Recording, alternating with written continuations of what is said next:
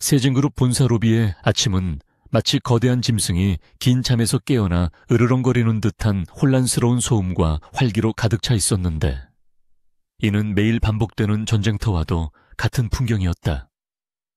갓 볶아낸 원두의 쌉싸름한 향기와 분주하게 움직이는 수백 명의 직장인들이 뿌린 독한 향수 냄새가 뒤섞여 만들어내는 기묘하고도 숨막히는 공기는 카운터 뒤에 서 있는 한서윤에게 있어 견디기 힘든 고문과도 같았다. 서윤은 차가운 대리석 작업대 뒤에 몸을 숨긴 채 두꺼운 검은색 면장갑을 낀 양손을 꽉 맞잡고 있었는데, 남들에게는 그저 유별난 결벽증이나 가리고 싶은 피부병 정도로 보일지 모르지만, 그녀에게는 이 장갑만이 끔찍한 악몽으로부터 자신을 지켜주는 유일한 방패이자 최후의 보루였다. 수많은 사람의 욕망과 피로가 뒤엉킨 이곳에서 타인의 피부와 직접 닿는다는 것은 곧 그녀의 정신을 갉아먹는 지옥문을 여는 것과 다름없었기 때문이다. 대한민국 금융의 심장부라 불리는 이 거대한 빌딩의 로비 한가운데 위치한 프랜차이즈 카페에서의 노동은 병상에 누워있는 남동생의 엄청난 병원비를 감당하기 위해 서윤이 선택할 수밖에 없었던 몇 안 되는 생계수단 중 하나였다. 끊임없이 밀려드는 주문과 신경질적인 손님들을 상대하며 그녀는 최대한 고개를 숙이고 눈을 마주치지 않으려 노력했고, 귀를 찢을 듯 울려대며 돌아가는 에스프레소 머신의 소음 뒤로 숨어 자신의 존재감을 지우려 애썼다. 뇌를 쿡쿡 찌르는 듯한 두통이 관자놀이를 타고 흘러내렸지만, 그녀는 익숙하게 스팀피처를 두드리며 거품을 만들어냈고, 오로지 오늘 하루도 아무 일 없이 무사히 지나가기만을 간절히 기도하고 또 기도했다. 그때 갑자기 로비를 가득 메우던 웅성거림이 마치 누군가 전원을 차단한 것처럼 일순간 잦아들더니 팽팽한 긴장감이 감도는 침묵이 공간을 지배하기 시작했고, 서윤은 본능적으로 고개를 들어 회전문을 바라보았다. 검은 정장을 입은 경호원들의 삼엄한 호의를 받으며 들어서는 남자는 세징그룹의 후계자 전쟁 한복판에 서 있는 강태준 전무였는데, 그의 등장은 마치 사자가 영토를 시찰하러 나온 듯한 위압감을 풍겼다. 완벽하게 재단된 짙은 네이비색 수트는 그의 탄탄하고 큰 키를 더욱 돋보이게 했으며, 주변을 둘러싼 직원들이 허리를 90도로 굽혀 인사를 해도 그는 눈길 한번 주지 않는 오만함으로 자신의 권위를 과시하고 있었다. 평소라면 곧장 임원 전용 엘리베이터로 향했을 강태준이 오늘은 무슨 바람이 불었는지 방향을 틀어 서윤이 일하고 있는 카페 쪽으로 성큼성큼 걸어오기 시작하자 로비에 있던 모든 사람의 시선이 그곳으로 집중되었다. 경호원들이 재빠르게 움직여 일반 직원들의 접근을 차단하며 인간 바리케이드를 쳤고, 서윤은 자신의 심장이 흉곽을 뚫고 나올 듯 거세게 뛰는 것을 느끼며 마른 침을 삼켰다. 카운터 앞에 멈춰선 태준의 눈동자는 깊이를 알 수 없는 심연처럼 어둡고 차가웠으며, 그 안에는 지독한 권태와 피로가 섞여 있어 보는 사람으로 하여금 저절로 위축되게 만드는 기묘한 힘이 있었다. 그는 아무 말 없이 긴 손가락으로 대리석 상판을 신경질적으로 두드렸고, 그 규칙적인 소음은 마치 다가올 불행을 예고하는 카운트다운처럼 서윤의 귓가에 울려 퍼졌다. 서윤은 떨리는 손을 진정시키기 위해 깊은 숨을 들이마신 뒤 최대한 프로다운 모습으로 주문을 받으려 했으나 태준의 압도적인 분위기에 눌려 목소리조차 제대로 나오지 않을 지경이었다. 태준은 메뉴판은 거들떠보지도 않은 채 낮게 깔린 목소리로 에스프레소 아샷이 들어간 아이스 아메리카노를 주문했는데, 그것은 마치 맹독과도 같은 카페인을 들이부어서라도 깨어 있어야만 하는 그의 절박한 상황을 대변하는 듯했다. 서윤은 기계적으로 포토필터에 원두를 담고 탬핑을 하면서도 등줄기를 타고 흐르는 식은땀과 이유를 알 수 없는 불길한 예감을 떨쳐낼 수 없었는데, 그것은 마치 폭풍우가 몰아치기 직전의 고요함과도 닮아 있었다. 음료 제조가 끝나고 서윤이 조심스럽게 컵을 카운터 위로 밀어놓으며 물러서려던 찰나 통화에 열중하던 태준이 그녀의 예상보다 훨씬 빠르게 손을 뻗어 컵을 낚아채듯 가져갔다. 그 짧고도 결정적인 순간 서윤이 미쳐 추스르지 못해 살짝 말려 올라간 소매 아래로 드러난 손목 피부에 태준의 차가운 손가락이 스치고 지나갔고 그 접촉은 마치 고압 전류가 흐르는 전선을 맨손으로 잡은 듯 단 충격을 주었다. 서윤의 눈앞에서 화려한 로비의 풍경이 산산조각이 나며 무너져 내렸고 그 자리를 대신해 핏빛으로 물든 끔찍하고도 선명한 미래의 환영이 쓰나미처럼 그녀의 의식을 덮쳐버렸다. 시야가 붉게 물든 그곳은 화려한 샹들리에가 깨져 널브러진 연회장이었고 바닥에는 붉은 와인인지 피인지 분간할 수 없는 액체가 흥건하게 고여 있었으며 그 한가운데에 강태준이 처참한 몰골로 쓰러져 있었다. 그의 가슴 한가운데에는 은색 자루가 달린 예리한 단검이 깊숙이 박혀 있었고 입가에서는 검붉은 피거품이 끊임없이 솟구쳐 나와 그의 하얀 셔츠를 붉게 물들이고 있었다. 평소의 오만함은 온데간데 없이 사라지고 고통과 공포로 일그러진 그의 눈동자는 허공을 응시하며 살려달라고 소리치고 있었지만 성대에서는 쇳소리만 새어나올 뿐이었다. 서윤은 비릿한 피 냄새와 죽음의 악취가 코끝을 찌르는 생생한 감각에 구역질이 치밀어 오르는 것을 느끼며 공포에 질려 뒷걸음질 쳤다. 그 끔찍한 현장의 구석진 어둠 속에서 회색 수트를 입은 누군가가 와인잔을 흔들며 태준의 죽음을 감상하듯 지켜보고 있는 모습이 스치듯 지나갔고 그가 짓고 있는 섬뜩한 미소는 악마의 그것과 다를 바가 없었다. 환영 속에서 태준의 생명이 꺼져가며 느끼는 절망감과 배신감 그리고 살고 싶다는 처절한 갈망이 고스란히 서윤의 신경을 타고 전해져와 그녀의 영혼마저 찢어놓을 듯 고통스럽게 만들었다. 그것은 단순한 시각적 목격이 아니라 죽어가는 자의 마지막 감정을 공유하는 저주받은 공명이었기에 서윤은 자신이 칼에 찔린 듯한 환상통에 몸부림치며 현실로 튕겨져 나왔다. 비명과 함께 현실로 돌아온 서윤은 극심한 공포에 휩싸여 반사적으로 팔을 휘저었고 그 바람에 태준이 들고 있던 커피가 허공으로 솟구쳤다가 그의 최고급 수트 위로 폭포수처럼 쏟아져 내렸다. 얼음과 검은 액체가 사방으로 튀며 만들어낸 요란한 파열음이 로비의 정적을 깨뜨렸고 주변에 있던 모든 사람의 입에서 경악에 찬 탄성이 터져나왔다. 태준의 가슴팍과 셔츠는 순식간에 엉망진창이 되었고 그는 믿을 수 없다는 표정으로 자신의 옷과 사시나무 떨듯 떨고 있는 서윤을 번갈아 쳐다보았다. 서윤은 숨을 헐떡이며 방금 전 환영 속에서 칼이 꽂혀여 있던 태준의 왼쪽 가슴을 뚫어지게 바라보았는데 그곳에는 붉은 피 대신 검은 커피 얼룩만이 흉물스럽게 번져가고 있었다. 태준은 젖은 재킷을 털어내며 혐오감이 가득 담긴 눈빛으로 서윤을 내려다보았고 그의 차가운 분노는 주변의 공기마저 얼어붙게 만들 정도로 살벌했다. 그는 안주머니에서 손수건을 꺼내 대충 얼룩을 닦아낸 뒤 더러운 쓰레기를 버리듯 서윤의 발치에 손수건을 내던졌고 그 행동에는 상대방에 대한 일말의 존중도 없는 철저한 무시와 경멸이 담겨 있었다. 누구도 감히 숨소리조차 내지 못하는 살벌한 분위기 속에서 태준은 입을 굳게 다문 채 서윤을 노려보았는데 그것은 마치 사냥감을 앞에 둔 맹수처럼 당장이라도 그녀의 목덜미를 물어뜯을 듯한 기세였다. 하지만 서윤은 사죄를 하는 대신 무엇에 홀린 사람처럼 태준에게 달려들어 그의 젖은 소매를 부여잡았고 그 돌발 행동에 주변의 경호원들조차 당황하여 잠시 멈칫했다. 그녀는 초점이 흔들리는 눈으로 태준을 올려다보며 제발 오늘 밤 파티에 가지 말라고, 거기는 당신이 죽을 무덤이라며 횡설수설에 가까운 경고를 쏟아내기 시작했다.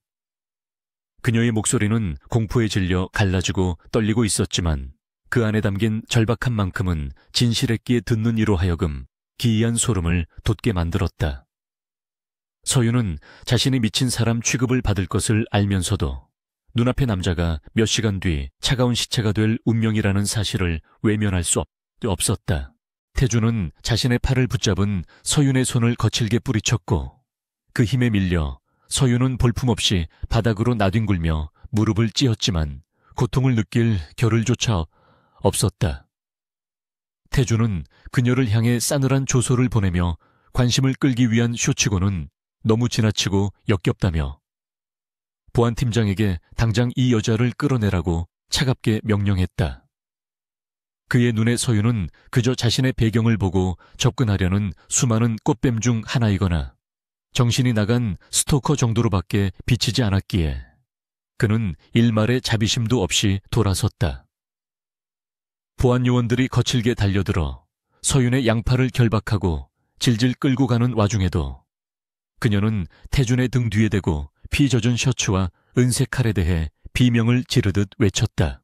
로비에 있던 수많은 직원의 비웃음과 수군거림 속에서 서윤은 짐짝처럼 회전문 밖으로 내동댕이 쳐졌고 그녀의 처절한 외침은 닫히는 유리문 너머로 허무하게 사라졌다. 매니저는 태준에게 연신 허리를 굽혀 사과하느라 정신이 없었고 태준은 구겨진 옷매무새를 신경질적으로 정리하며 엘리베이터를 향해 걸어가 버렸다.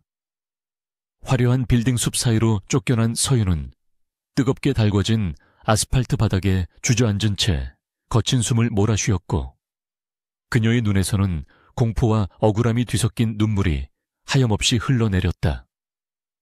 지나가는 행인들이 힐끔거하며 그녀를 피해서 지나갔지만 서윤의 머릿속에는 오로지 방금 본 죽음의 영상만이 계속해서 재생되고 있었다.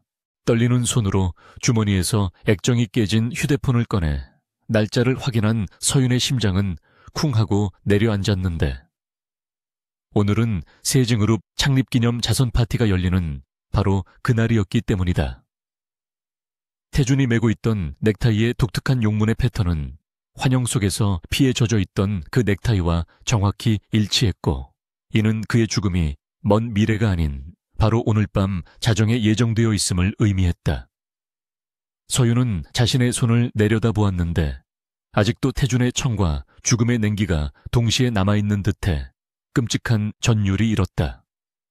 도망치고 싶다는 본능과 사람을 살려야 한다는 양심 사이에서 갈등하던 서윤은 주먹을 꽉 쥐어 손톱이 살을 파고들게 만들며 마음을 다잡았다. 건너편 도로에 정차되어 있던 검은색 세단 안에서 이 모든 광경을 지켜보고 있던 한 남자가 서늘한 미소를 지으며 선글라스를 고쳐 썼고 그는 운전기사에게 조용히 출발 신호를 보냈다. 서윤은 등 뒤에서 느껴지는 알 수 없는 시선에 쏘스라치게 놀라 뒤를 돌아보았지만 그곳에는 이미 수많은 차들이 꼬리를 물고 지나가고 있을 뿐이었다. 그녀는 비틀거리는 다리에 힘을 주어 자리에서 일어났고 비록 가진 것 하나 없는 초라한 신세지만 자신만이 막을 수 있는 비극을 향해 걸음을 옮기기로 결심했다. 그녀의 눈빛은 더 이상 도망자의 것이 아니었으며 운명에 맞서 싸우려는 전사의 결기로 타오르고 있었다. 서울의 밤하늘을 화려하게 수놓는 인공 조명들 사이에서도 유독 독보적인 위용을 자랑하는 임페리얼 호텔의 그랜드 볼룸, 앞은 대한민국 상위 1%라 불리는 귀빈들의 최고급 세단 행렬로 장사진을 이루고 있었다. 세징그룹 창립기념 자선 파티라는 명목에 개최된 이 성대한 연회는 표면적으로는 소외된 이웃을 위한 기부와 나눔의 장이었지만 그 실상은 정적의 거물들이 서로의 이권을 탐색하고 은밀한 거래를 주고받는 치열한 탐색전의 현장이었다. 호텔 후문 근처에 어두운 골목길에 숨어있던 한서윤은 떨리는 손으로 임시직원용 출입증을 목에 걸며 거칠게 뛰는 심장을 진정시키기 위해 심호흡을 반복했지만 불안감은 쉽사리 가라앉지 않았다. 그녀는 낮에 겪었던 수모와 공포로 인해 당장이라도 도망치고 싶었지만 강태준의 죽음이 임박했다는 죄책감과 책임감이 그녀의 발길을 붙잡고 놓아주지 않았기에 용기를 내어 어둠 속으로 발을 내디뎠다. 서윤은 예전에 당기 아르바이트를 하며 알게 된 인력 용역 업체의 지인에게 사정하여 급하게 결혼이 생긴 연회장 서빙 자리를 얻어낼 수 있었고 이는 그녀가 삼엄한 경비를 뚫고 태준에게 접근할 수 있는 유일한 방법이었다.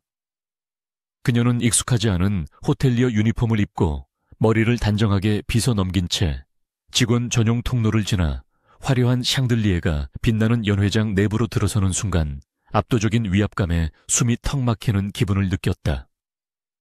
수백 명의 사람이 내뿜는 열기와 섞인 고급 와인의 향기, 그리고 현악 사중주단의 우아한 선율이 공간을 가득 채우고 있었지만 서윤의 귀에는 그 모든 소리가 불길한 장송곡처럼 들려왔다. 그녀는 은쟁반 위에 샴페인 잔들을 올려놓고 사람들 사이를 유령처럼 배회하며 오로지 단 한 사람 강태준의 모습을 찾기 위해 필사적으로 눈동자를 굴렸다. 연회장 중앙에서는 화려한 조명을 받으며 강태준이 서 있었는데 그는 낮에 커피를 뒤집어 썼던 옷 대신 완벽하게 새로 맞춘 턱시도를 입고 사람들과 건조한 사교적 미소를 주고받고 있었다. 그의 곁에는 끊임없이 사람들이 몰려들어 아부를 떨거나 눈도장을 찍기 위해 안달이 나 있었지만 태준의 눈동자는 여전히 지루함과 냉소로 가득 차 있어 그가 이 자리를 얼마나 경멸하고 있는지 여실히 보여주고 있었다. 서윤은 기둥 뒤에 몸을 숨긴 채 그를 지켜보았는데 다행히도 아직까지는 그녀가 환영 속에서 보았던 끔찍한 살인사건의 징조가 보이지 않아 안도하는 한편 언제 터질지 모르는 시한폭탄을 안고 있는 듯한 긴장감에 손에 땀이 쥐어졌다. 그녀는 태준의 주변을 맴도는 모든 사람을 잠재적인 용의자로 간주하고 관찰하기 시작했는데 특히 그의 뒤에서 은밀한 시선을 보내는 그림자들을 경계했다. 그때 인파를 해치고 태준에게 다가가는 한 남자가 서윤의 시야에 들어왔는데 그는 태준과 묘하게 닮았으면서도 전혀 다른 분위기를 풍기는 세징그룹의 부사장 강민호였다. 서윤은 그를 보는 순간 등줄기를 타고 흐르는 뱀처럼 차갑고 끈적한 기운을 느꼈는데 그것은 낮에 로비에서 느꼈던 죽음의 기운과 매우 흡사한 종류의 것이었다. 강민호는 태준의 어깨에 친근하게 손을 올리며 환하게 웃고 있었지만 서윤의 눈에는 그 웃음 뒤에 감춰진 날카로운 칼날 같은 저기가 너무나도 선명하게 보여 소름이 끼쳤다. 민호는 주변 사람들에게 태준을 칭찬하며 형제애를 과시하는 듯한 제스처를 취하고 있었지만 태준은 그런 민호의 손길을 불쾌해하며 미세하게 몸을 뒤로 빼는 모습이 역력했다. 서여윤은 본능적으로 두 사람의 대화를 들어야 한다고 판단하고 샴페인 잔이 빈 손님에게 술을 권하는 척하며 그들의 곁으로 조심스럽게 다가갔다. 강민호는 와인잔을 기울이며 태준에게 오늘따라 안색이 좋지 않아 보인다며 걱정하는 척 말을 건넸지만 그 목소리에는 비릿한 조롱이 섞여 있었다. 그는 낮에 로비에서 있었던 소동을 언급하며 회사의 이미지를 걱정하는 척 태준의 신경을 긁어댔고 태준은 무표정한 얼굴로 대응하며 민호의 도발을 무시하려 애쓰고 있었다. 서윤은 두 사람 사이에 흐르는 팽팽한 긴장감 속에서 민호가 태준을 바라보는 눈빛이 단순한 경쟁자의 것이 아니라 먹잇감을 노리는 포식자의 눈빛임을 확신하게 되었다. 그 순간 서윤이 들고 있던 은쟁반이 미세하게 떨리기 시작했는데 그것은 그녀의 의지가 아니라 공간 전체를 지배하는 기류가 급격하게 뒤틀리기 시작했음을 알리는 신호였다. 낮에 보았던 칼에 찔리는 환영이 서서히 흐릿해지면서 새로운 이미지가 겹쳐 보이기 시작했는데 그것은 더욱 거대하고 파괴적인 형태의 죽음이었다. 서윤은 현기증을 느끼며 비틀거렸고 시야가 왜곡되면서 천장에 매달려 있는 거대한 크리스탈 샹들리에가 기괴하게 흔들리는 모습이 눈에 들어왔다. 그것은 단순히 바람이나 진동에 의한 흔들림이 아니라 누군가 인위적으로 조작한 죽음의 덫이 작동하기 시작했음을 알리는 전조 현상이었다. 환영 속에서 샹들리에를 지탱하고 있는 굵은 강철 케이블 중 하나가 톱으로 썰린 듯 날카롭게 절단되어 있었고 남은 케이블들이 무게를 견디지 못하고 하나둘씩 팅팅 소리를 내며 끊어져 나가고 있었다. 서윤은 공포에 질려 천장을 올려다보았는데 화려하게 빛나는 수천 개의 크리스털 조각들이 마치 하늘에서 쏟아지는 칼날비처럼 태준의 머리 위로 낙하할 준비를 하고 있었다. 낮에 그녀가 태준에게 경고하고 소동을 피운 탓에 범인이 살해 방법을 칼에서 사고사로 위장한 추락사로 변경했음을 깨닫는 순간 서윤의 심장은 쿵 하고 내려앉았다. 미래는 고정된 것이 아니라 흐르는 물처럼 경로를 바꾸었지만 죽음이라는 목적지는 여전히 변함없이 태준을 향해 달려가고 있었다. 강민호는 교묘하게 태준을 샹들리에 바로 아래 지점으로 유도한 뒤 자신은 급한 전화를 받는 척하며 슬며시 안전한 거리로 물러나는 치밀함을 보였다.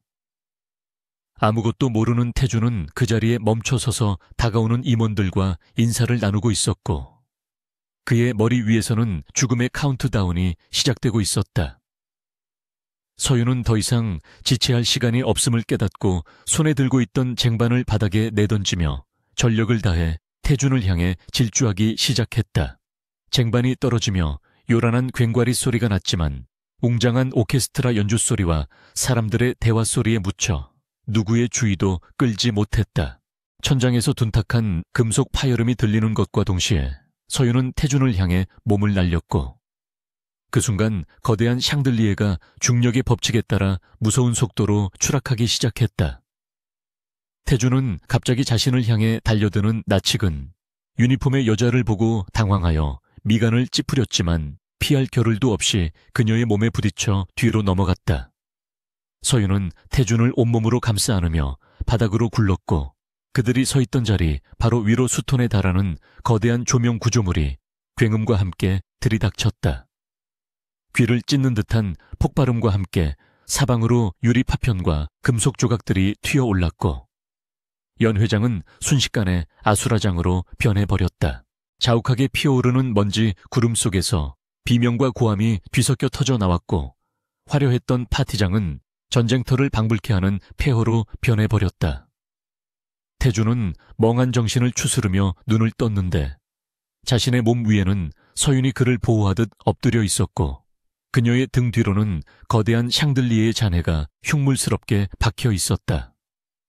만약 1초만 늦었더라면 저 날카로운 금속 프레임이 자신의 몸을 관통했을 것이라는 사실을 깨닫자 태준의 전신에 소름이 돋았다.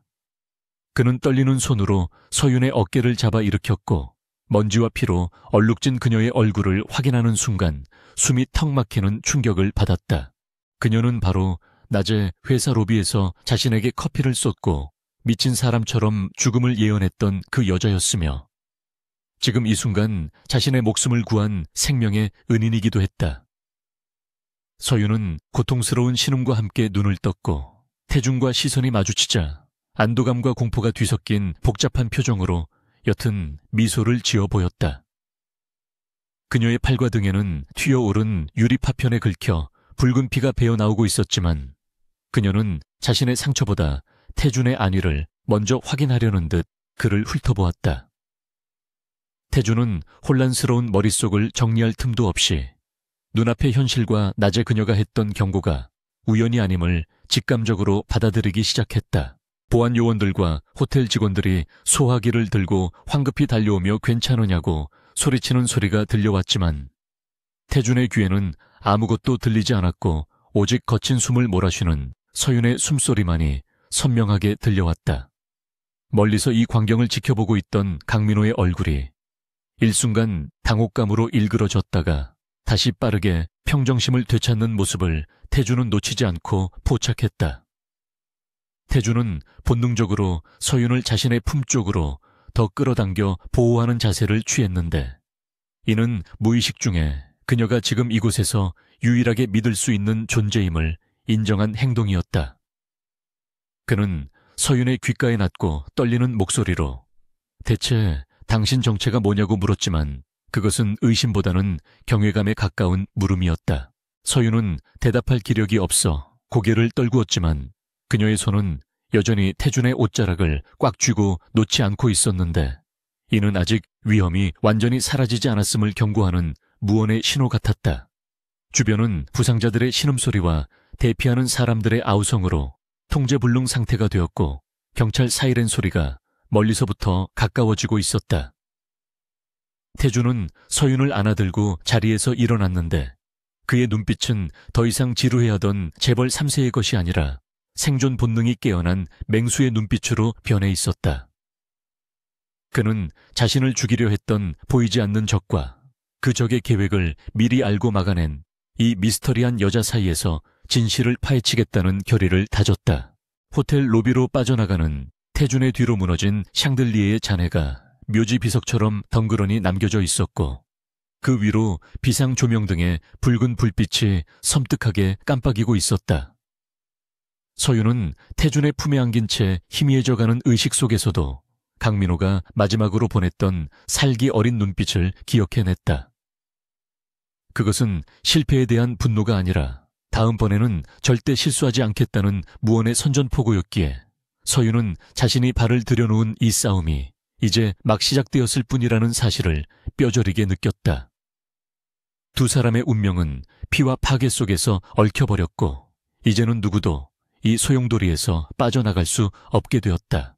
태준은 대기하고 있던 자신의 리무진으로 서윤을 태우며 운전기사에게 병원이 아닌 자신의 안전가옥으로 갈 것을 명령했는데 이는 경찰이나 언론에 그녀가 노출되는 것을 막기 위한 조치였다.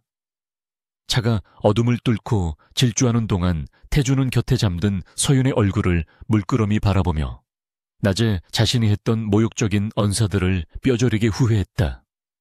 그녀가 말했던 칼과 피는 비록 샹들리에와 사고로 바뀌었지만 죽음이라는 본질은 정확하게 맞았으며 그녀는 그 죽음으로부터 자신을 구하기 위해 불길 속으로 뛰어든 것이었다. 태준은 주먹을 꽉 쥐며 맹세했는데 자신을 노리는 자들을 모조리 찾아내어 대가를 치르게 하고 이 여자가 가진 비밀이 무엇이든 끝까지 지켜내겠다고 다짐했다. 강태준이 서윤을 데려간 곳은 지도상에도 존재하지 않는 것처럼 위장된 도심. 외곽의 고급 펜트하우스였는데 이곳은 그가 세상의 눈을 피해 휴식을 취하거나 은밀한 계획을 구상할 때만 찾는 요새와도 같은 공간이었다. 차갑고 모던한 인테리어로 꾸며진 거실 소파에 앉아 정신을 차린 서윤은 낯선 천장과 소독약 냄새 대신 은은한 아로마 향기를 맡으며 눈을 떴고 곧바로 밀려오는 통증에 미간을 찌푸렸다. 그녀의 팔과 다리에 난 상처들은 이미 전문적인 손길로 말끔하게 드레싱되어 있었지만 마음속의 불안감은 치료될 수 없는 깊은 상처처럼 남아 그녀를 괴롭히고 있었다. 통유리창 너머로 보이는 서울의 야경은 보석처럼 아름다웠지만 서윤에게는 자신을 집어삼키려는 거대한 괴물의 입속처럼 느껴져 덜컥 겁이 났다. 그때 육중한 문이 열리고 젖은 셔츠를 갈아입은 태준이 들어왔는데 그의 손에는 서류 뭉치가 들려 있었고 표정은 방금 전 생명의 은인을 대하는 사람이라고는 믿기 힘들 만큼 냉혹했다. 그는 서윤의 맞은편 소파에 앉아 서류 뭉치를 탁자 위에 던지듯 내려놓았는데 그 안에는 서윤의 가족관계와 빚, 그리고 병원 기록까지 낱낱이 조사된 신상 정보가 담겨 있었다. 태준은 다리를 꼬고 앉아 서윤을 날카롭게 응시하며 도대체 누구의 사주를 받고 자신에게 접근했는지, 그리고 샹들리에가 떨어질 것을 어떻게 정확히 알았는지 추궁하기 시작했다. 그의 목소리에는 감정이 거세된 차가운 이성만이 존재했고 그는 서윤의 대답 여하에 따라 그녀를 경찰에 넘길지 아니면 쥐도 새도 모르게 처리할지 계산하고 있는 듯했다. 서윤은 억울함에 입술을 깨물며 자신은 누구의 스파이도 아니라고 항변했지만 태준의 불신 가득한 눈빛은 조금도 흔들리지 않았다. 결국 그녀는 더 이상 숨길 곳이 없다는 사실을 인정하고 떨리는 목소리로 자신의 저주받은 능력에 대해 고백할 수밖에 없었다. 타인의 신체에 접촉하면 그 사람의 죽음이 보이는 순간을 경험한다는 이야기는 누가 들어도 허무맹랑한 판타지 소설 같은 소리였기에 태준은 헛웃음을 터뜨리며 그녀를 비웃었다.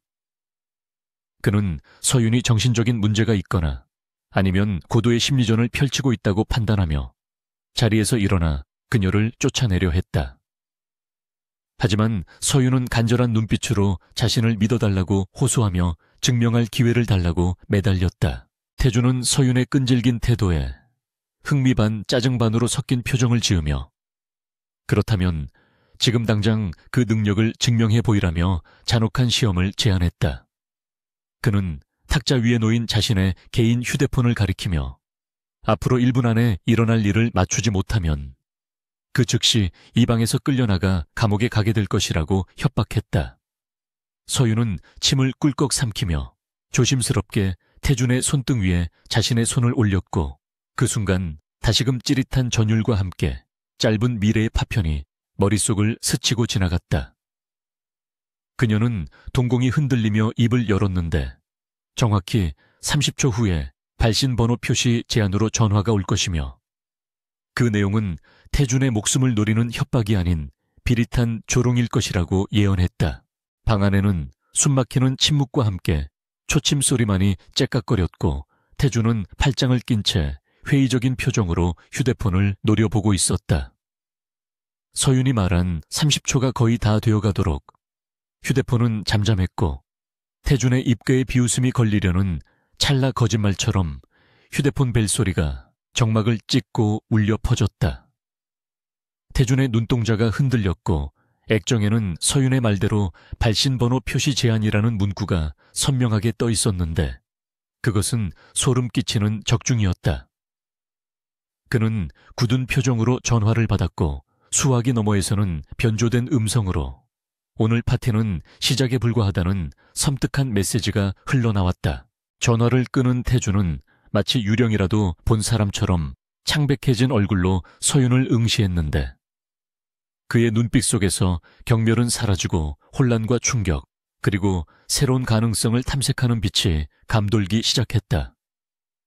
그는 이성적으로 설명할 수 없는 현상을 목격했지만 샹들리의 사건과 방금의 전화까지 두 번의 우연은 존재할 수 없다는 것을 잘 알고 있는 계산적인 사업가였다. 태준은 머릿속으로 빠르게 득실을 계산하기 시작했는데 만약 이 여자의 말이 모두 사실이라면 그녀는 억만금을 주고도 살 수 없는 가장 완벽한 인간 방패이자 예지자가 될 수 있었다.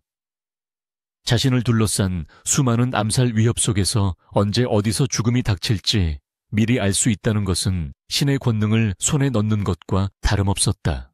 태준은 잠시 생각에 잠긴 듯 침묵을 지키다 다시 소파에 앉으며 서윤에게 이전과는 전혀 다른 분위기로 새로운 제안을 던졌다. 그는 서윤에게 자신의 개인 비서로 위장하여 24시간 곁을 지키며 다가올 위험을 미리 경고해주는 역할을 맡아달라고 요구했다. 그것은 단순한 고용관계를 넘어선 목숨을 담보로 한 위험한 계약이었지만 태준은 거부할 수 없는 조건을 내걸었다. 그는 서윤의 남동생이 앓고 있는 희귀병을 치료할 수 있도록 국내 최고의 의료진과 막대한 병원비를 전액 지원하고 그녀 가족이 짊어지고 있는 사채비까지 모두 청산해주겠다고 약속했다. 서윤은 태준의 파격적인 제안에 흔들릴 수밖에 없었는데 그녀에게 동생은 삶의 전부이자 유일한 희망이었기 때문이다. 하지만 태준의 곁에 머문다는 것은 곧 강민호를 비롯한 무자비한 적들의 표적이 된다는 것을 의미했기에 두려움이 앞서는 것도 사실이었다. 태준은 망설이는 서윤의 마음을 꿰뚫어 보듯 그녀에게 다가가 지금 밖으로 나가면 당신은 그저 목격자로 제거당할 뿐이지만 내 손을 잡으면 적어도 동생은 살릴 수 있지 않겠냐며 잔인하지만 현실적인 선택지를 제시했다. 그의 말은 차가웠지만 반박할 수 없는 논리였고 서윤은 벼랑 끝에 몰린 자신의 처지를 다시 한번 뼈저리게 실감했다. 결국 서윤은 떨리는 손을 들어 태준이 내민 손을 잡기로 결심했는데 그것은 악마와의 거래일지라도 사랑하는 가족을 지키기 위해 선택한 필사의 길이었다. 그녀가 고개를 끄덕이며 수락의 의사를 밝히자 태준은 만족스러운 미소를 지으며 책상 서랍에서 미리 준비해둔 듯한 계약서를 꺼내들었다. 그 계약서에는 비밀 유지 조항과 함께 어떠한 경우에도 배신하지 않겠다는 가혹한 조항들이 빼곡하게 적혀 있었지만 서윤은 망설임 없이 서명란에 자신의 이름을 적어 넣었다. 펜촉이 종이 위를 달리는 사각거리는 소리는 마치 그녀의 운명이 새로운 궤도로 진입했음을 알리는 신호탄과도 같았다. 계약이 성사되자 태준은 즉시 어딘가로 전화를 걸어 서윤의 동생을 VIP 병동으로 이송하고 빚을 상환하라는 지시를 내리며 약속을 이행하는 모습을 보였다. 그는 일 처리에 있어서만큼은 무서울 정도로 빠르고 정확한 사람이었고 그런 그의 모습에서 서윤은 묘한 안도감과 동시에 두려움을 느꼈다. 태주는 통화를 마친 뒤 서윤에게 다가와 이제부터 우리는 한 배를 탄 공동 운명체이니 내 허락 없이는 죽어서도 안 되고 다쳐서도 안 된다고 엄포를 놓았다. 그의 말 속에는 소유욕에 가까운 집착과 철저한 통제 본능이 담겨 있었지만 서윤은 그 구속마저도 감내하기로 마음먹었다.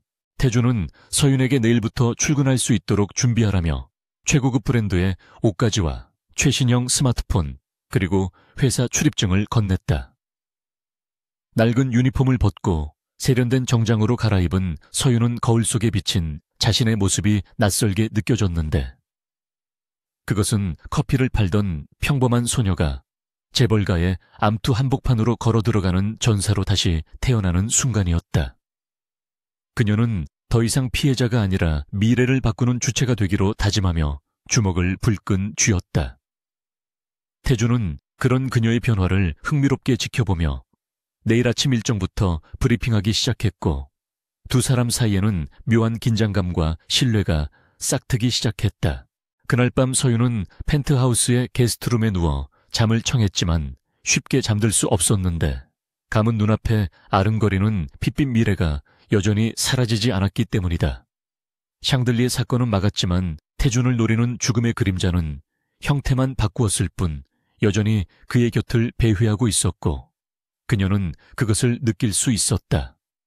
하지만 이제 그녀는 혼자가 아니었고 그녀의 곁에는 비록 오만하고 제멋대로지만 강력한 힘을 가진 강태준이 있었다. 서윤은 어둠 속에서 자신의 손을 바라보며 이 저주받은 손이 누군가를 살리는 구원의 손길이 될 수 있기를 간절히 기도했다.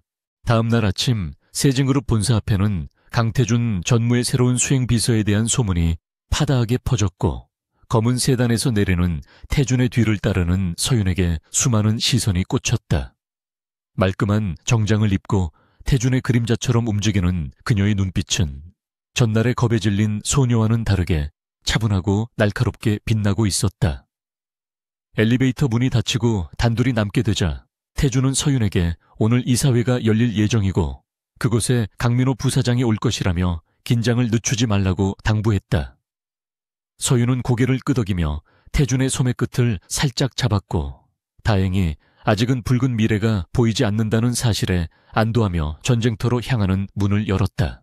세진그룹의 심장부인 55층 임원실은 겉보기에는 고요하고 평화로워 보였지만 그 이면에는 숨막히는 긴장감과 보이지 않는 칼날들이 춤추는 전쟁터와도 같았다. 강태준 전무의 수행비서라는 파격적인 직함으로 입사한 한서윤은 기존 비서실 직원들의 따가운 눈총과 은밀한 질시를 온몸으로 받아내야만 했다.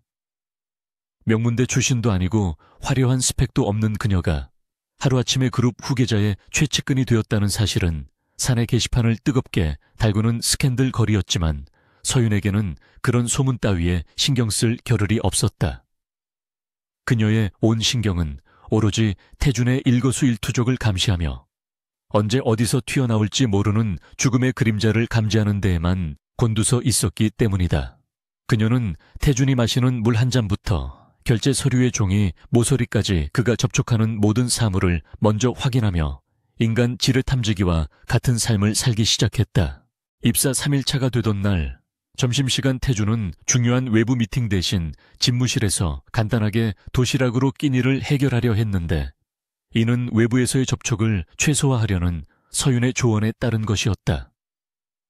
비서실장이 직접 공수한 최고급 호텔 일식 도시락이 태준의 책상 위에 놓였고 정갈하게 담긴 음식들은 보기만 해도 군침이 돌 만큼 먹음직스러워 보였다. 태준이 젓가락을 들고 식사를 시작하려던 찰나 서윤은 본능적인 불안감을 느끼며 그에게 다가가 물을 따라주겠다는 핑계로 도시락 쟁반의 가장자리를 살며시 잡았다. 그 순간 그녀의 머릿속에서 섬광이 번쩍이더니 태준이 밥을 한술 뜨고 나서 몇 분 뒤 거품을 물고 바닥에 쓰러져 고통스럽게 몸부림치는 끔찍한 영상이 재생되었다. 서윤은 벼락을 맞은 듯 몸을 떨며 반사적으로 태준이 들고 있던 젓가락을 쳐내버렸고 흑단으로 만들어진 고급 젓가락은 바닥에 떨어져 요란한 소리를 냈다. 집무실 안에 있던 다른 비서들과 경호원들이 경악하며 서윤의 무례한 행동을 제지하려 달려들었지만 태주는 손을 들어 그들을 멈춰 세웠다. 그는 바닥에 떨어진 젓가락과 사색이 된 서윤의 얼굴을 번갈아 보며 상황을 파악하려 했고 서윤의 눈동자에서 읽히는 공포가 거짓이 아님을 직감했다. 태주는 즉시 식사를 중단하고 보안팀을 호출하여 도시락의 성분 분석을 의뢰했는데 그 과정에서 보여준 그의 냉철한 판단력은 주변 사람들을 압도하기에 충분했다. 1시간 뒤 보안팀장으로부터 보고된 분석 결과는 충격적이었는데 밥과 반찬 곳곳에서 무색무취의 강력한 신경독소가 검출되었다는 것이었다. 만약 서윤이 막지 않았더라면 태주는 병원에 이송되기도 전에 심정지로 사망했을 것이라는 의사의 소견을 듣고 태준의 등줄기에는 식은땀이 흘렀다. 범인은 내부 사정에 정통한 자가 아니라면 접근조차 불가능한 임원, 전용 식당의 조리 과정에 손을 댔을 가능성이 컸기에 이는 적들이 태준의 턱 밑까지 칼을 들이밀고 있다는 증거였다. 태준은 창백해진 얼굴로 서 있던 서윤을 바라보며 말없이 고개를 끄덕였는데 그것은 목숨을 구해준 것에 대한 깊은 감사와 함께 그녀의 능력을 완전히 신뢰하게 되었다는 무언의 표시였다. 독살 시도 사건 이후 태준과 서윤 사이의 관계는 단순한 고용주와 비서의 관계를 넘어 생사를 함께하는 전우와 같은 끈끈한 유대감으로 발전하기 시작했다. 태준은 더 이상 서윤의 조언을 의심하거나 무시하지 않았고 중요한 결정이나 이동 경로를 정할 때마다 그녀의 의견을 최우선으로 반영했다. 서윤 역시 처음에는 두려움과 의무감으로 시작했던 일이었지만 점차 태준이라는 사람이 짊어지고 있는 왕관의 무게와 고독함을 이해하게 되면서 그를 진심으로 지키고 싶다는 마음을 가지게 되었다. 그녀는 태준이 잠시 눈을 붙일 때면 그가 악몽을 꾸지 않도록 곁을 지켰고 그가 예민해져 있을 때는 말없이 따뜻한 차를 내오며 그의 지친 영혼을 위로했다. 하지만 적들의 공격은 멈추지 않았고 며칠 뒤 태준이 지방 공장 시찰을 위해 이동하려던 날 다시 한번 결정적인 위기가 찾아왔다. 비가 억수같이 쏟아지는 날씨였고 태준은 평소 이용하던 검은색 세단의 뒷좌석 문을 열기 위해 손잡이를 잡으려 했다. 우산을 받쳐들고 있던 서윤이 그를 돕기 위해 먼저 차체에 손을 대는 순간 빗소리를 뚫고 들려오는 굉음과 함께 차가 빗길에서 미끄러져 가드레일을 들이받고 절벽 아래로 추락하여 화염에 휩싸이는 참혹한 미래가 눈앞에 펼쳐졌다. 서윤은 비명을 지르며 태준의 옷자락을 잡아채 뒤로 힘껏 끌어당겼고 영문을 모르는 태준은 빗물 웅덩이에 발을 헛디딜 뻔하며 그녀의 품에 안기듯 멈춰 섰다. 서여윤은 빗물과 눈물이 뒤섞인 얼굴로 고개를 저으며 절대로 이 차를 타서는 안 된다고 절규했고 태준은 그녀의 떨리는 눈빛에서 또다시 죽음의 냄새를 맡았다. 그는 즉시 수행기사에게 차를 멈추게 하고 다른 차량을 수배하도록 지시한 뒤 정비팀을 불러 해당 차량을 그 자리에서 낱낱이 분해하여 검사하도록 명령했다. 빗속에서 이루어진 긴급 점검 결과 브레이크 오일 호스가 누군가에 의해 교묘하게 절단되어 있어 주행 중 브레이크가 파열될 수밖에 없도록 조작되어 있었다는 사실이 밝혀졌다. 그것은 단순한 고장이 아니라 명백한 살인 미수였고 태준은 빗속에 서서 주먹을 꽉 쥐며 분노를 삼켰다. 그날 밤 일정을 모두 취소하고 안전 가옥으로 돌아온 태준은 젖은 옷을 갈아입지도 않은 채 거실 소파에 주저앉아 독한 위스키를 병째 들이켰다. 연달아 일어난 두 번의 암살 시도는 강철 같은 멘탈을 가진 그에게도 감당하기 힘든 정신적 충격을 안겨주었고 자신이 믿었던 사람들조차 의심해야 하는 현실이 그를 괴롭게 했다. 서윤은 수건을 가져와 묵묵히 태준의 젖은 머리를 닦아주었는데 그녀의 손길은 조심스럽고 따뜻해서 태준의 얼어붙은 마음을 녹이는 듯했다. 태준은 서윤의 손목을 잡으며 도대체 어떻게 그런 끔찍한 장면들을 매번 견뎌내느냐고 물었고 그의 목소리에는 처음으로 인간적인 연민과 고통이 묻어났다. 서윤은 태준의 옆에 앉아 자신의 능력이 처음 발현되었던 어린 시절의 기억과 그로 인해 겪어야 했던 외로움과 상처들을 담담하게 털어놓았다. 사랑하는 사람을 만지고 싶어도 죽음이 보일까봐 두려워 피해야만 했던 세월들과 자신을 괴물 취급하던 사람들의 시선들을 이야기하며 그녀는 눈시울을 붉혔다. 태준은 그녀의 이야기를 들으며 자신 역시 재벌가의 서자로 태어나 형제들의 견제와 어머니의 의문사를 지켜보며 자라야 했던 불우한 과거를 고백했다. 서로 전혀 다른 세상에서 살아왔지만 고립과 죽음이라는 공통된 트라우마를 가진 두 사람은 그 밤 깊은 대화를 통해 서로의 상처를 보듬어주며 영혼의 공명감을 느꼈다. 다음 날 아침 강민호 부사장의 집무실에는 무거운 침묵이 감돌았고 바닥에는 그가 분을 이기지 못해 던져버린 고급 크리스털 잿더리 조각들이 널려 있었다. 치밀하게 계획했던 독살과 차량 사고가 모두 미수에 그치고 태준이 멀쩡하게 살아있다는 보고를 받은 민호의 얼굴은 악귀처럼 일그러져 있었다. 그는 자신의 완벽한 계획들이 번번이 실패하는 원인을 찾기 위해 혈안이 되어 있었고 마침내 모든 사건의 현장에 태준의 새로운 비서인 한서윤이 있었다는 사실에 주목하게 되었다. 민호는 책상 위에 놓인 서윤의 사진을 집어들고 담배 연기를 내뿜으며 그녀의 평범한 이력 뒤에 숨겨진 무언가가 있음을 직감했다. 민호는 자신의 신복을 불러 서윤의 뒷조사를 샅샅이 다시 하라고 명령하며 그녀의 약점이 무엇인지 가족관계부터 시작해서 숨겨진 연인이나 빚까지 모든 것을 찾아내라고 지시했다. 그는 태준을 제거하기 위해서는 먼저 그를 지키고 있는 방패인 서윤을 깨뜨려야 한다는 것을 깨달았고 비열하고 잔혹한 계획을 세우기 시작했다. 민호는 서윤을 매수하거나 협박하여 태준을 배신하게 만들거나 그것이 불가능하다면 그녀를 먼저 제거하여 태준을 고립시킬 생각이었다. 그의 눈빛은 먹잇감을 노리는 뱀처럼 차갑게 빛났고 사진 속 서윤의 얼굴 위에 담뱃재를 털어내며 섬뜩한 미소를 지었다. 한편 회사 내에서는 태준과 서윤의 관계에 대한 묘한 소문이 돌기 시작했는데 냉혈한으로 유명한 태준이 서윤에게만은 유독 관대하고 신뢰를 보인다는 이야기들이었다. 일부 직원들은 신데렐라 스토리라며 부러워했지만 태준을 적대시하는 파벌들은 서윤을 눈의 가시처럼 여기며 그녀를 공영에 빠뜨리기 위한 함정을 파기 시작했다.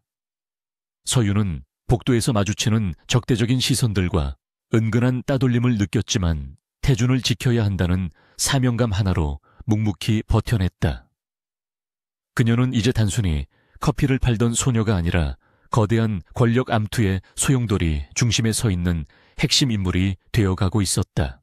태준은 서윤을 보호하기 위해 그녀에게 개인 경호원을 붙여주고 출퇴근 시에도 자신의 전용 차량을 이용하게 하는 등 각별한 조치를 취했다. 그는 서윤에게 너는 내 약점이 아니라 유일한 무기라고 말하며 어떤 일이 있어도 자신을 믿고 따라와 달라고 당부했다. 서윤은 태준의 진심 어린 눈빛에서 그가 자신을 단순한 도구가 아닌 한 명의 여성으로서 소중하게 대하고 있음을 느꼈고 가슴 한구석이 따뜻해지는 것을 느꼈다. 하지만 행복감도 잠시 그녀는 태준의 손을 잡을 때마다 희미하게 스쳐 지나가는 불길한 미래의 잔상들이 아직 완전히 사라지지 않았음을 깨닫고 불안감을 떨칠 수 없었다. 며칠 뒤 태준과 서윤은 그룹의 미래가 걸린 중요한 입찰 경쟁 프레젠테이션에 참석하게 되었는데 그곳에는 강민호 역시 참석할 예정이었다. 회의장으로 향하는 복도에서 민호와 마주친 서윤은 그가 보내는 끈적하고 불쾌한 시선에 저도 모르게 몸을 움츠렸다. 민호는 태준에게 다가와 가식적인 미소를 지으며 악수를 청했고 태준은 차가운 표정으로 그 손을 맞잡았다. 그 순간 태준의 뒤에 서 있던 서윤은 민호의 시선이 태준이 아닌 자신에게 고정되어 있음을 느꼈고 그 눈빛 속에 담긴 사례가 이전에 보았던 것보다 훨씬 더 구체적이고 위험하다는 것을 본능적으로 알아차렸다. 그것은 이제 타깃이 태준 한 사람이 아니라 서윤 자신에게까지 확장되었음을 알리는 경고였다.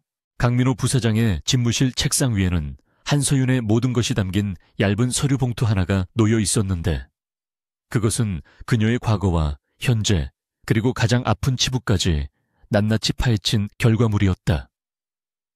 민호는 와인잔을 흔들며 서류 맨 위에 있는 사진 한 장을 유심히 내려다보았는데 사진 속에는 창백한 얼굴로 병상에 누워 산소호흡기에 의지하고 있는 서윤의 남동생 한지훈의 모습이 담겨 있었다. 민호의 입가에 비열하고 잔혹한 미소가 번졌는데 그것은 태준을 무너뜨리기 위해 수단과 방법을 가리지 않는 악마가 먹잇감의 급소를 찾아냈을 때 짓는 희열의 표정이었다. 그는 태준이 최근 서윤에게 보여준 맹목적인 신뢰와 보호 본능이 단순한 비서 이상의 감정임을 확신했고 그 연결고리를 끊어내는 가장 확실한 방법은 바로 배신이라는 독을 주입하는 것임을 본능적으로 알고 있었다. 민호는 자신의 신복인 김 실장에게 짧고 간결한 명령을 내렸는데 그것은 지훈이 입원해 있는 병원으로 가서 그를 인질로 확보하라는 지시였다. 태준의 도움으로 VIP 병동으로 옮겨져 최상의 치료를 받고 있던 지훈이었지만 민호의 사주를 받은 병원 내부 관계자의 협조 앞에서는 무방비 상태나 다름없었다. 민호는 이번 작전이 실패하면 자신 또한 파멸할 수 있다는 것을 알고 있었기에 이번만큼은 그 어떤 변수도 허용하지 않겠다는 듯 눈빛을 번뜩였다. 그는 서윤이 동생을 살리기 위해서라면 태준을 죽음의 구렁텅이로 몰아넣는 악마의 거래조차 거부할 수 없을 것이라 확신했다.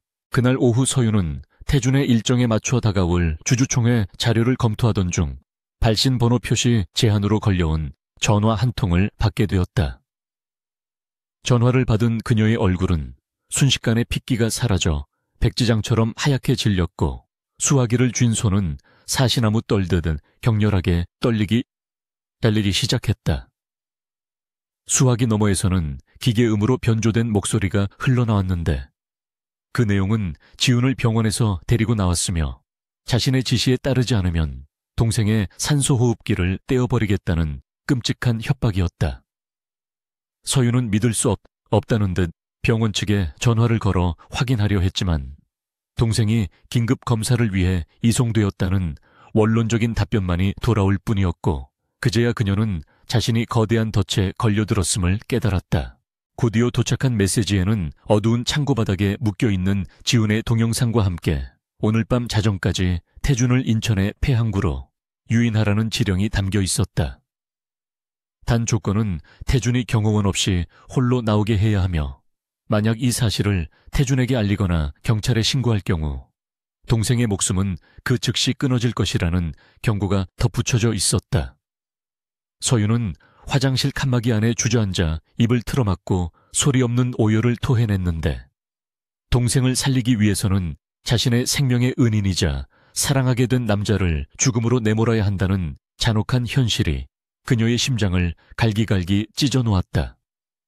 그녀의 머릿속에서는 태준이 피를 흘리며 쓰러지는 환영과 동생이 고통스럽게 죽어가는 모습이 교차하며 지옥 같은 고통을 선사했다.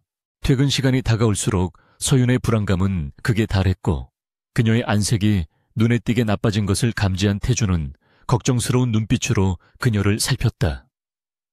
그는 서윤의 이마에 손을 얹으며 어디 아픈 곳은 없는지 물었고 서윤은 태준의 따뜻한 손길에 왈칵 눈물이 쏟아질 뻔한 것을 간신히 참아내며 체한 것 같다고 둘러댔다. 태준은 그녀를 일찍 퇴근시키려 했지만 서윤은 고개를 저으며 오늘 밤 꼭 드릴 말씀이 있다며 그를 붙잡았고 그녀의 눈빛에는 비장함마저 감돌고 있었다. 태준은 무언가 심상치 않은 일이 벌어지고 있음을 직감했지만 묵묵히 그녀의 뜻에 따라주기로 했다.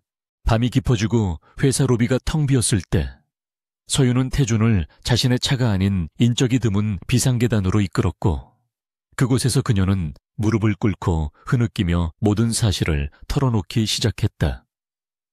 강민호가 동생을 납치했다는 사실과 자신에게 태준을 폐항구로 유인하라고 협박했다는 것, 그리고 자신이 지금 배신의 기로에 서 있다는 것까지 하나도 빠짐없이 고백했다. 그녀는 태준을 배신할 수 없어 차라리 자신이 죽고 동생을 따라가겠다는 절망적인 말을 내뱉으며 고개를 들지 못했다.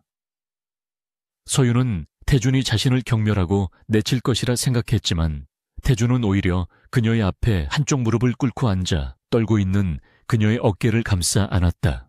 태준은 서윤의 눈을 똑바로 바라보며 당신은 배신자가 아니라 피해자일 뿐이며 강민호가 건드린 것은 당신의 동생만이 아니라 나의 사람이라고 차갑지만 단호한 목소리로 말했다. 그는 서윤의 손을 잡아 일으켰으며 우리는 오늘 밤 그놈의 계획대로 움직이는 척하면서 오히려 그놈을 올가맬 것이라고 선언했다. 태준의 눈빛은 분노로 이글거리고 있었지만 그의 머릿속은 그 어느 때보다 차갑게 돌아가고 있었고 이미 강민호를 쳐부술 치밀한 역공 계획을 수립하고 있었다.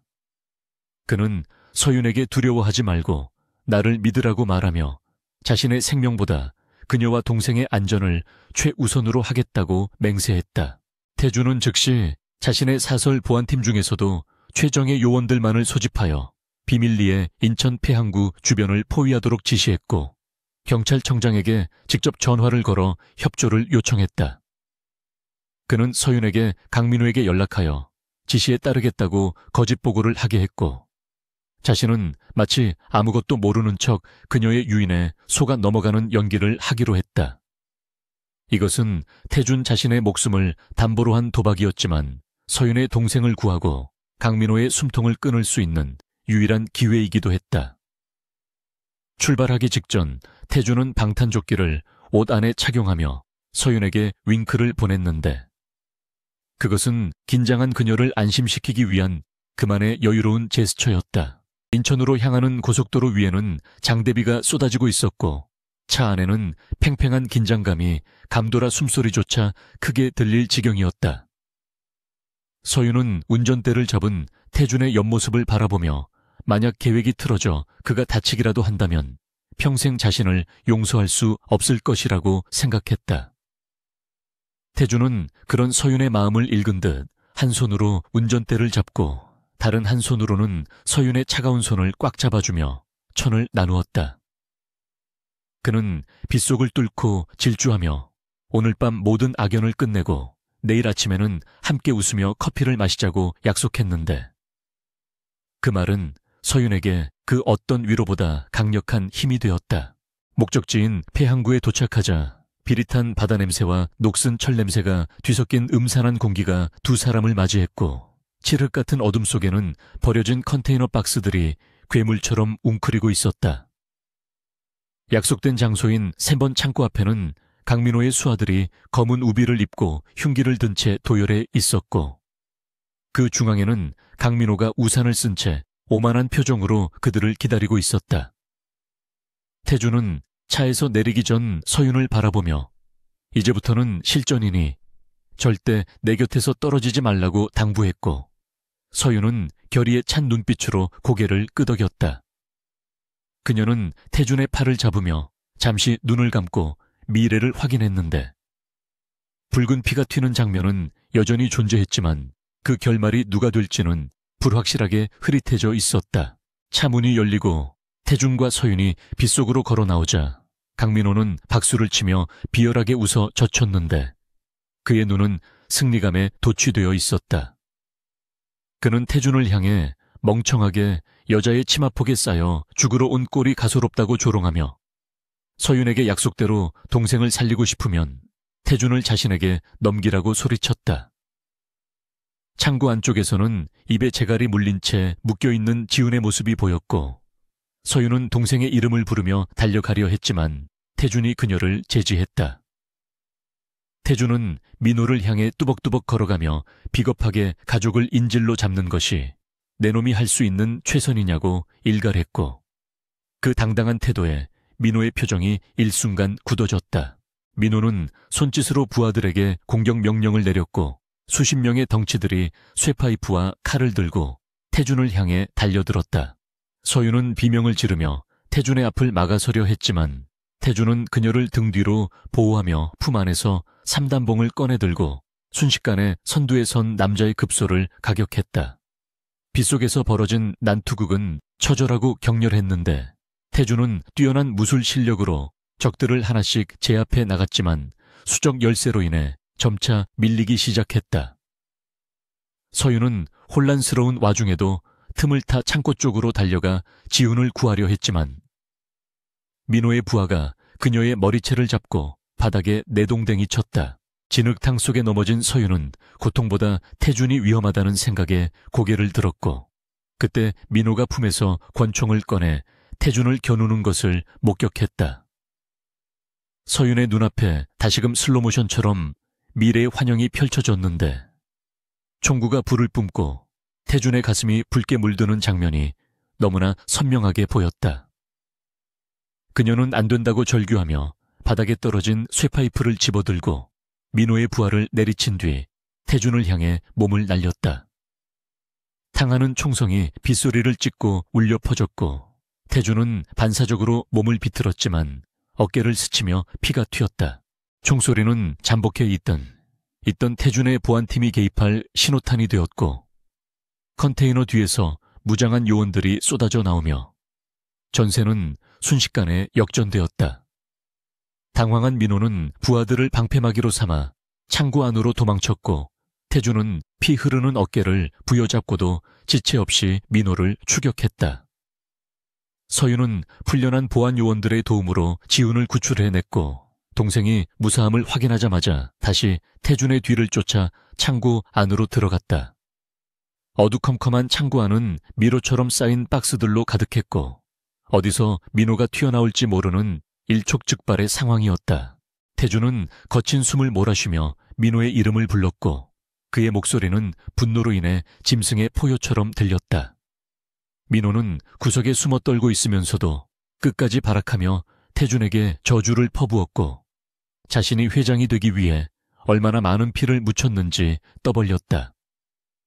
그의 자백은 태준의 옷에 부착된 초소형 녹음기를 통해 고스란히 녹음되고 있었고 이는 그를 파멸시킬 결정적인 증거가 될 것이었다. 서윤은 어둠 속에서 민호의 살기를 감지하고 태준에게 오른쪽을 조심하라고 소리쳤고 그 덕분에 태준은 민호가 날린 기습적인 칼날을 간발의 차로 피할 수 있었다. 두 형제는 빗물이 새어들어와 흥건한 창고 바닥에서 뒤엉켜 격투를 벌였고 그것은 오랫동안 묵혀왔던 증오와 원망이 폭발하는 순간이었다. 민호는 악에 받쳐 칼을 휘둘렀지만 이미 부상을 입고 체력이 바닥난 상태였고 태준은 냉정함을 잃지 않고 민호의 손목을 꺾어 칼을 떨어뜨리게 했다. 태준은 민호를 제압하여 바닥에 짓누르고 주먹을 들어 올려 그를 끝장내려 했지만 서윤이 달려와 그의 팔을 잡으며 멈추라고 애원했다. 그녀는 저런 쓰레기 때문에 당신의 손에 살인자의 피를 묻히지 말라며 울먹였고 그 목소리에 태준은 가까스로 이성을 되찾고 주먹을 멈추었다. 하지만 그 순간 제압당해 있던 민호가 숨겨두었던 예비 흉기를 꺼내 태준의 복부를 향해 찔러 들어왔고 서윤은 본능적으로 그 흉기를 맨손으로 잡았다. 날카로운 날이 서윤의 손바닥을 파고들어 선혈이 낭자하게 흘러내렸지만 그녀는 비명을 지르지 않고 민호의 눈을 똑바로 노려보았다. 그녀의 피가 민호의 피부에 닿는 순간 그녀에게는 민호의 비참한 말로가 보였는데 그것은 감옥에서 쓸쓸하게 병사하는 초라한 미래였다. 서윤은 고통 속에서도 묘한 안도감을 느끼며 민호에게 당신은 절대 회장이 될 수 없으며 차가운 감방 바닥에서 생을 마감할 것이라고 예언했다. 보안팀과 경찰특공대가 창고 안으로 들이닥치며 상황은 종료되었고 강민호는 현행범으로 체포되어 수갑을 차게 되었다. 태준은 피투성이가 된 서윤의 손을 지혈하며 고통스러워하는 그녀를 품에 안았고 그의 눈에서는 뜨거운 눈물이 흘러내렸다. 서윤은 흐릿해지는 의식 속에서도 태준의 얼굴을 어루만지며 그가 무사하다는 사실에 안도했고 태준은 구급대원을 부르며 절규했다. 비는 그쳤지만 두 사람이 흘린 피는 빗물에 섞여 바닥을 붉게 물들였고 이 잔혹한 밤은 두 사람에게 씻을 수 없는 상처와 함께 서로 없이는 살 수 없다는 확신을 남겼다.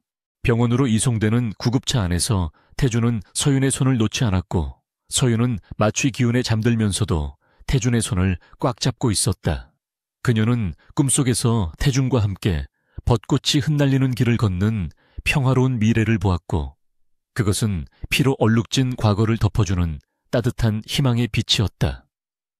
태주는 잠든 서윤의 얼굴을 바라보며 강민호뿐만 아니라 그와 결탁한 모든 세력을 뿌리 뽑아 다시는 그녀가 다치지 않게 하겠다고 다짐했다. 전쟁은 끝났지만 그 뒷수습과 치유의 과정이 남아있었고 두 사람은 이제 그 길을 함께 걸어가게 될 것이었다. 병원 특실의 창문 틈으로 스며든 아침 햇살이 하얀 침대 시트 위로 부서져 내렸고 공기 중에는 옅은 소독약 냄새와 고급스러운 백합 향기가 묘하게 뒤섞여 떠다니고 있었다. 한서윤은 무거운 눈꺼풀을 힘겹게 들어 올리며 의식을 되찾았는데 가장 먼저 느껴진 것은 오른쪽 손바닥을 관통하는 욱신거리는 통증과 전신을 짓누르는 극심한 피로감이었다.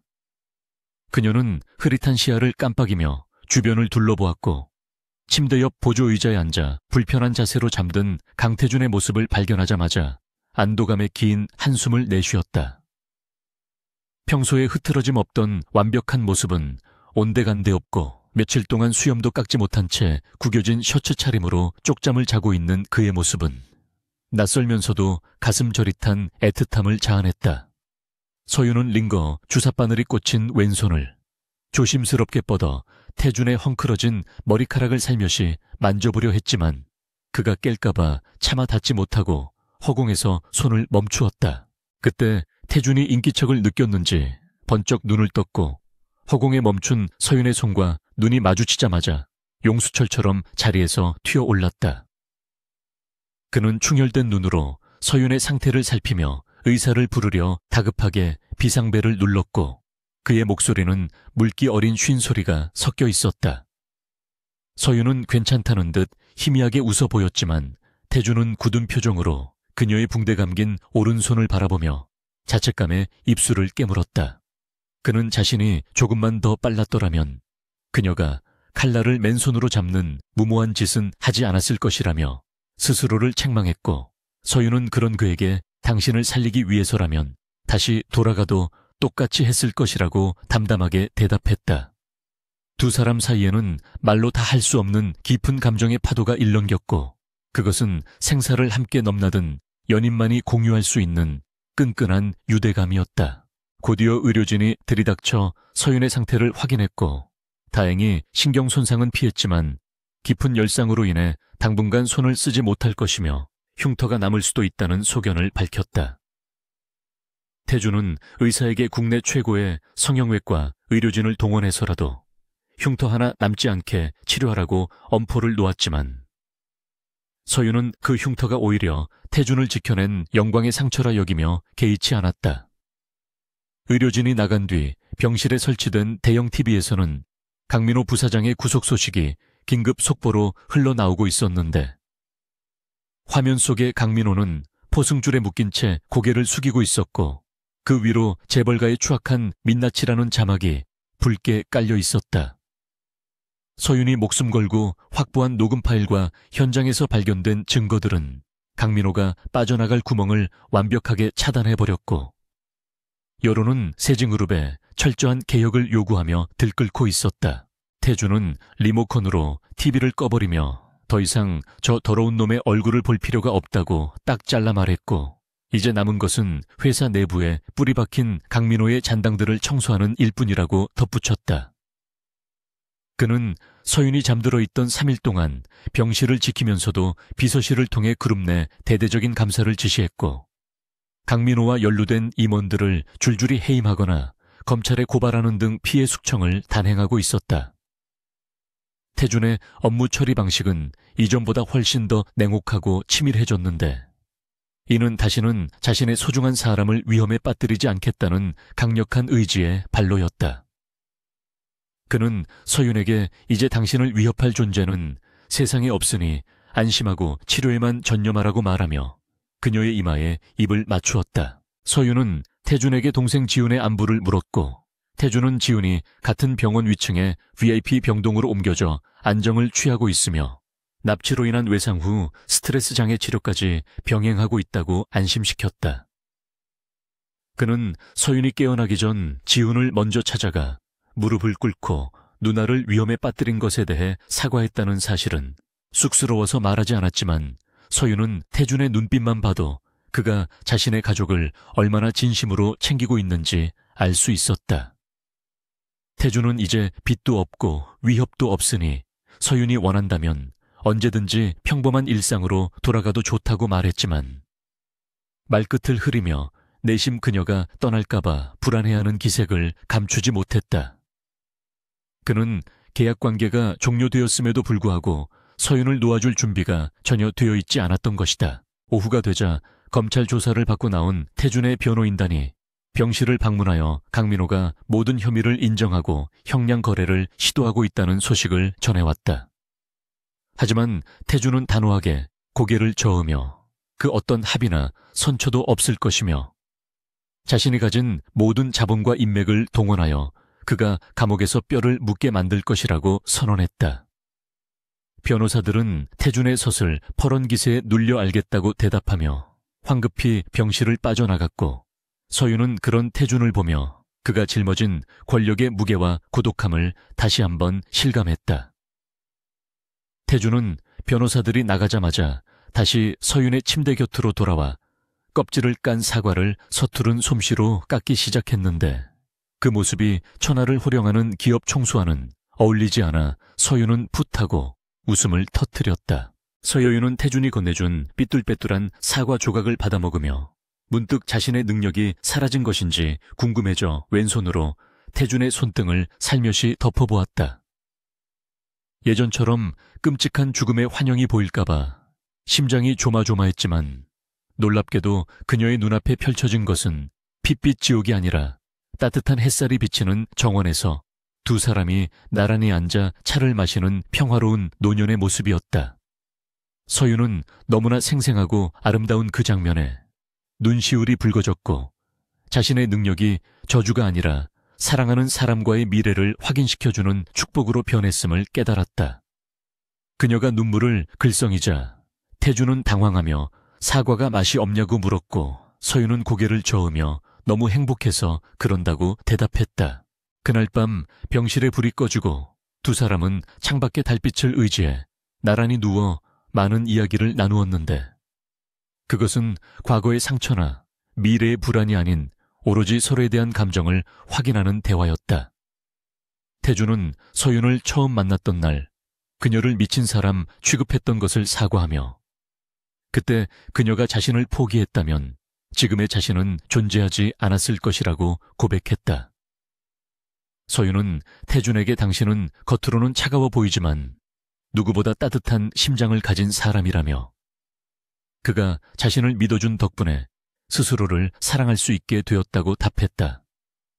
두 사람은 서로의 손을 꼭 잡은 채 잠이 들었고 그날 밤 서윤은 난생 처음으로 악몽 없는 깊고 편안한 잠에 빠져들 수 있었다. 다음 날 아침 퇴원을 며칠 앞둔 서윤에게 태준은 뜻밖의 제안을 했는데 그것은 비서직 복귀가 아닌 디자인 공부를 시작해보라는 권유였다. 그는 서윤이 카페에서 일할 때 컵 홀더에 그렸던 그림들을 우연히 보았다며 그녀에게 잠재된 예술적 재능을 키워주고 싶다고 말했다. 태준은 서윤이 자신에게 얽매여 비서로 사는 것보다 그녀 자신의 꿈을 찾아 날개를 펼치기를 진심으로 바랐던 것이다. 서윤은 태준의 세심한 배려에 감동했고 그가 자신을 단순한 소유물이 아닌 하나의 인격체로 존중하고 성장시켜 주려 한다는 사실에 가슴이 벅차올랐다. 그녀는 태준의 제안을 받아들이기로 결심하며 그와 함께라면 어떤 미래든 두렵지 않을 것이라는 확신을 가졌다. 퇴원하는 날 병원 로비에는 수많은 취재진이 몰려들어 세징그룹의 영웅이 된 태준과 그의 목숨을 구한 미스터리한 여인을 취재하기 위해 북새통을 이루고 있었다. 태준은 서윤에게 선글라스를 씌워주며 그녀의 얼굴이 노출되지 않도록 자신의 재킷으로 감싸 안고 경호원들의 호위를 받으며 당당하게 정문을 걸어 나갔다. 카메라 플래시가 터지고 질문 공세가 쏟아졌지만 태준은 오로지 품에 안긴 서윤의 안전만을 신경 쓰며 단호한 표정으로 인파를 뚫고 나갔다. 준비된 채 올라탄 두 사람은 창밖으로 멀어지는 병원을 바라보며 피와 죽음으로 얼룩졌던 지난 날들과 작별을 고했고, 이제 그들 앞에는 아무도 방해할 수 없는 눈부신 새로운 시작이 기다리고 있었다. 계절이 두 번 바뀌어 어느덧 차가운 바람이 옷깃을 여미게 하는 초겨울이 찾아왔고, 서울중앙지방법원 대법정 앞은 이른 아침부터 수많은 취재진과 시민들로 인산인해를 이루고 있었다. 대한민국 재계를 뒤흔들었던 세진그룹 강민호 전 부사장의 살인교사 및 횡령 혐의에 대한 최종 선고 공판이 열리는 날이었기에 법정 안의 공기는 바늘 하나가 떨어져도 들릴 만큼 팽팽한 긴장감으로 가득 차 있었다. 방청석 맨 앞줄에 앉은 강태준은 흐트러짐 없는 자세로 정면을 응시하고 있었고, 그의 옆에는 이제는 비서가 아닌 연인으로서 한서윤이 그의 손을 조용히 맞잡고 앉아 있었다. 판사가 판결문을 낭독하는 낮은 목소리가 법정 안에 울려 퍼질 때마다 피고인석에 앉은 강민호의 어깨가 눈에 띄게 들썩거렸는데, 그것은 반성의 기색이 아닌 억울함과 분노로 인한 발작적인 경련에 가까웠다.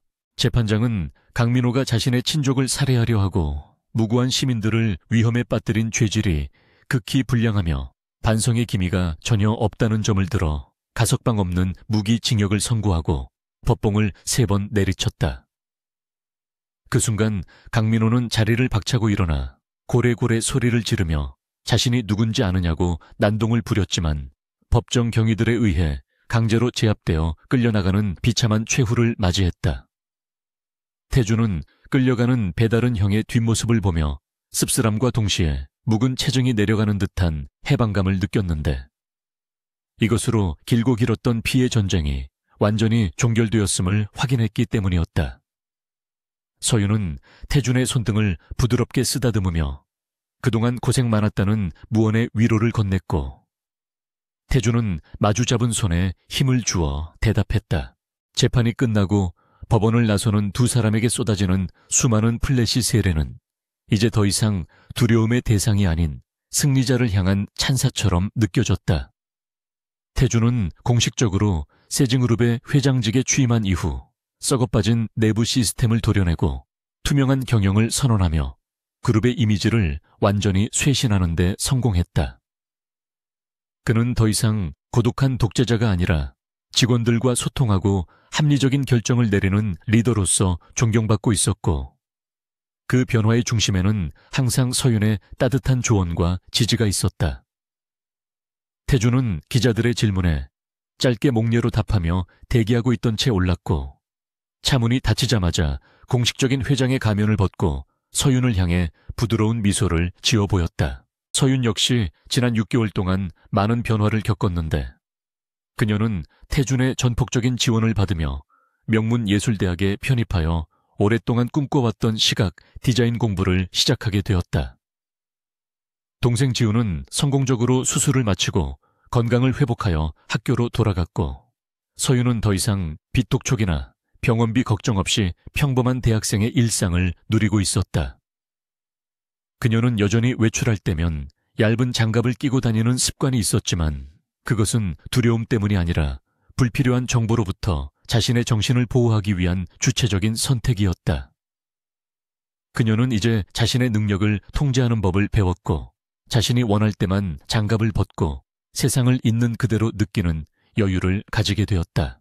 어느 눈 내리는 금요일 저녁, 태주는 서윤을 데리고 그들의 운명이 처음 얽혔던 장소인 세징그룹 본사 1층 로비로 향했다.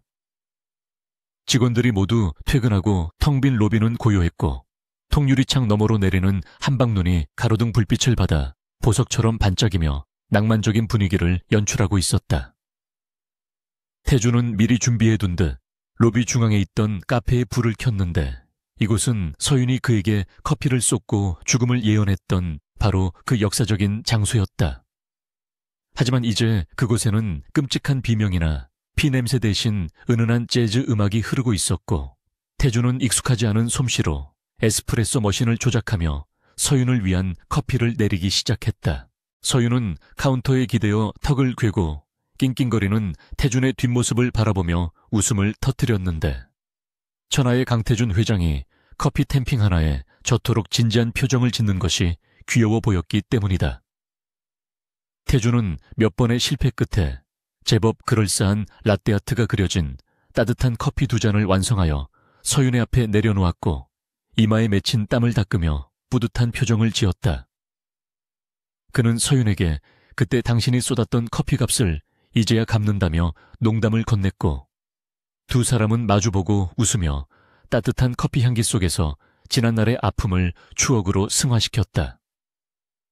커피의 온기는 두 사람의 언맘을 녹여주었고 그들이 함께 헤쳐나온 시간의 무게만큼이나 깊고 진한 맛을 내고 있었다.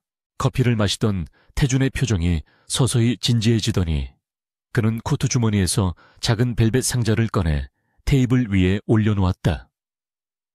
그는 서윤의 눈을 깊이 들여다보며 당신이 내 죽음을 보았던 그 순간부터 내 생명은 당신의 것이 되었으며 이제 남은 생애 동안 당신이 내 곁에서 행복한 미래만을 봐주었으면 좋겠다고 고백했다. 그것은 화려한 미사여구는 없었지만 죽음의 문턱을 함께 넘었던 사람만이 할 수 있는 가장 진솔하고 무게감 있는 청혼이었다. 태주는 상자를 열어 심플하지만 우아한 다이아몬드 반지를 보여주며 나와 함께 늙어가 주겠느냐고 물었고 그의 목소리는 긴장으로 인해 미세하게 떨리고 있었다. 서여윤은 눈물이 그렁그렁한 눈으로 반지를 바라보다가 고개를 들어 태준을 보았고 말없이 자신의 오른손을 그에게 내밀었다.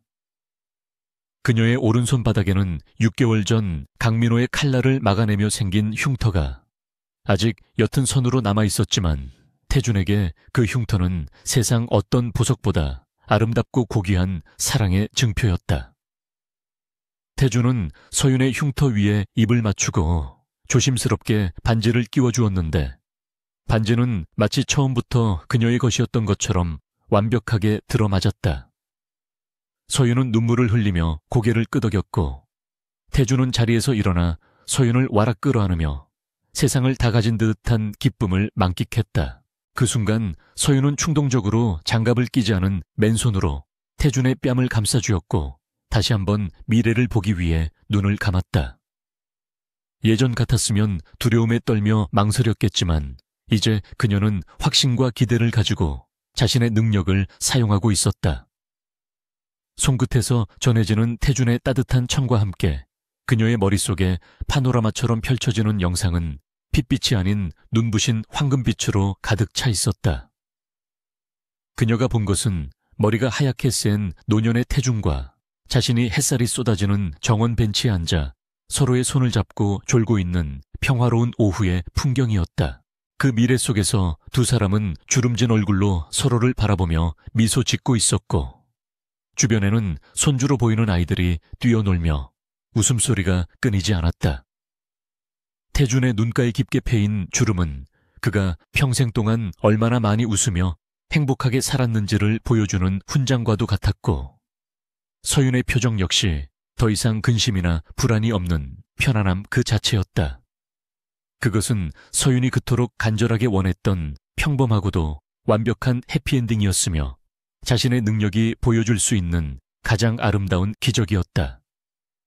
서윤은 환영에서 깨어나 현실의 태준을 바라보며 환하게 웃었고 태준은 그녀의 미소에서 그녀가 무엇을 보았는지 짐작할 수 있었다. 서윤은 태준의 목을 끌어안으며 귓가에 속삭였는데 우리가 아주 오랫동안 함께 행복하게 늙어갈 것이라고 말해주었다. 태준은 그 말에 안도하며 서윤을 더욱 꽉 껴안았고 두 사람은 텅 빈 로비 한가운데서 서로의 심장 소리를 느끼며 깊은 입맞춤을 나누었다. 창밖에는 여전히 하얀 눈이 축복처럼 내리고 있었고 로비의 통유리창에 비친 두 사람의 실루엣은 마치 한 폭의 그림처럼 아름답게 빛나고 있었다. 커피를 팔던 소녀와 죽을 운명이었던 재벌 2세의 기구했던 만남은 이제 서로의 미래를 지켜주는 영원한 동반자로서의 새로운 시작을 알리고 있었다.